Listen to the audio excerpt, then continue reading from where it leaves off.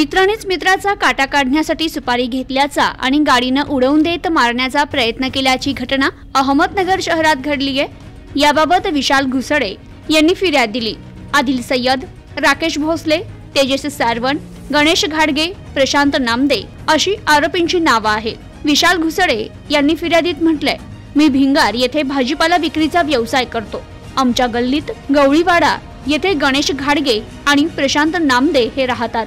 25 जानेवारी 2024 रोजी रात्री 1:15च्या सुमारास सिद्धार्थ शिंदे याच्या घरातून जेवण करून निघालो। त्यावेळी माझ्या सोबत गणेश घाडगे हा देखील तेथून निघाला होता।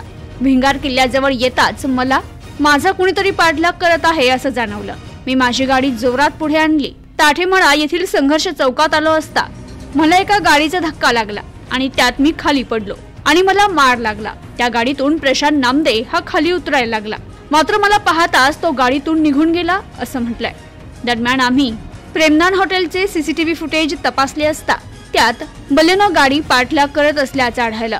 मला गणेश घाडगे यावर संशय आला, कारण प्रशांत नामदे हा त्याचा मित्र आहे। आम्ही सिद्धार्थ शिंदे यांच्या घरचं फुटेज तपासलं, त्यात गणेश घाडगे हा जेवण करताना मध्येच बाहेर आला आणि फोनवर बोलत होता की सगळं कांड झालं ना, तुम्ही मला फोन करा। माझ्या डोक्यात असा विचार होता की कांड करून तुम्ही डायरेक्ट फरार व्हा, पुण्याला जा, पैसे लागले तर ऑनलाईन मागून घ्या असं बोलताना आढळला। आणखी काही गोष्टी तपासल्या असता आदिल सय्यद, राकेश भोसले, तेजस सारवण, गणेश घाडगे, प्रशांत नामदे आदींनी मला जीवेठार मारण्याच्या उद्देशानं सर्व कट रचला होता असं लक्षात येताच पोलिसात धाव घेतली असं फिर्यादीत म्हटलंय। Bureau report, news today 24, Ahmednagar.